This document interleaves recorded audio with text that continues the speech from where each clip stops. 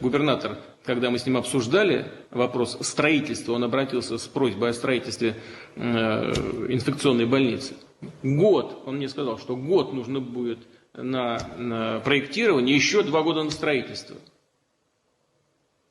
Послушайте, в конце июля уже будет этот объект сдан.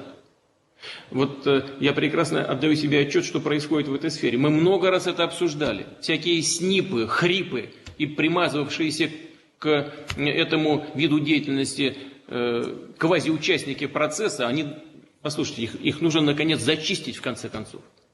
Надо навести там порядок.